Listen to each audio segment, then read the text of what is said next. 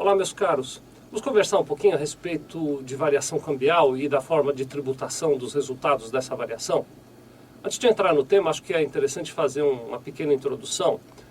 Considera-se para fins de tributação, variação cambial, aquela diferença entre a cotação do dólar de uma determinada operação no dia do seu registro, no dia em que a operação foi feita, até o dia em que a operação foi efetivamente paga, ou no dia em que a operação foi liquidada.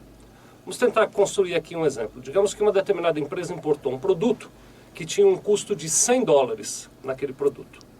Aquela importação, digamos, tenha sido feita no dia 1º de janeiro de 2009 e que o dólar no dia 1º de janeiro de 2009 valesse, digamos, R$ 2,50. Então aquela empresa, no dia 1º de janeiro, importou R$ 250, convertendo o dólar pela cotação do dia. Na contabilidade nós vamos registrar isso, R$ 250 de importação. Digamos que essa importação tenha sido paga apenas agora no dia 30 de junho de 2009. E a cotação do dólar agora está, digamos, a R$ 2. Quando ele vai pagar os $100, ele paga efetivamente R$ 200 e não 250, como estava originalmente registrado na contabilidade. Então ele teve uma redução do valor que ele devia pagar. Há casos em que há uma redução, quando o dólar se desvaloriza no período apurado. Há casos em que há um acréscimo do valor a pagar, quando o dólar se valoriza. O mesmo raciocínio pode ser invertido, nos casos em que uma determinada empresa brasileira exportou um produto, contratou essa exportação em dólar, quando o dólar sobe, ela vai receber mais dinheiro. Quando o dólar cai, ela vai receber menos dinheiro. Esta formatação de variação cambial, portanto, ela gera uma receita ou uma despesa dentro da empresa, dependendo da situação em que ela ocorrer. Existem duas possibilidades de se reconhecer e de, portanto, se tributar as receitas ou os ganhos e as perdas que você tenha com variação cambial.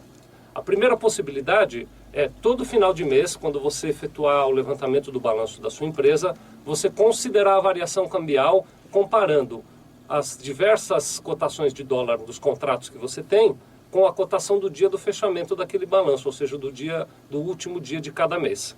E você registra a cada mês a variação, independente de ter pago ou não. No exemplo que eu construí aqui com vocês, o contrato foi feito no começo de janeiro, mas só foi pago em junho. No final de fevereiro, no final de março, no final de abril e no final de maio, a empresa pode verificar que variação ocorreu até o final de cada um daqueles meses e já lançar essa variação na sua contabilidade, reconhecendo a receita ou a despesa correspondente e aplicando sobre essa receita ou sobre essa despesa as regras para apuração de imposto. Esse é um formato. Outra possibilidade é que a empresa somente reconheça a variação cambial no dia em que ela efetivamente pagou ou recebeu aquele contrato que ela firmou em dólar. Então, por exemplo, nesse exemplo que nós construímos juntos, ela não vai mexer na contabilidade, vai deixar por R$ 250 a dívida de janeiro até junho, e somente no dia em que ela pagar, no dia 30 de junho, ela reconhece a variação cambial que existiu. Isso também é possível. Agora, existem 3 condicionantes para que você escolha, para que você possa usar um regime e outro regime. Você escolhe qualquer um dos dois, mas, primeiro, você tem que aplicar esta regra de reconhecer a cada mês, ou de somente reconhecer quando o contrato for liquidado durante todo o ano calendário, ou seja, num ano calendário você não pode alterar de regra.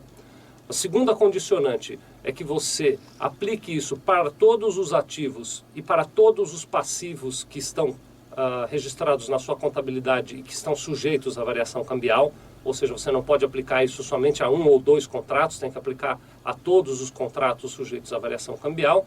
E a terceira regra é que você tem que usar o mesmo formato para todos os impostos. Ou seja, você não pode aplicar a variação cambial mensal para fins de imposto de renda e a variação cambial no fechamento do contrato para fim do PIS, por exemplo. Não pode.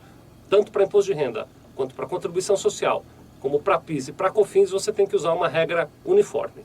Então, resumindo, você pode escolher por regime de caixa ou regime de competência, desde que você aplique o regime de caixa ou de competência, aquele que for da sua escolha, para o exercício, para o ano calendário inteiro, para todos os ativos sujeitos à variação cambial e para todos os passivos sujeitos à variação cambial, e para todos os impostos que sofrem alteração em virtude da variação cambial.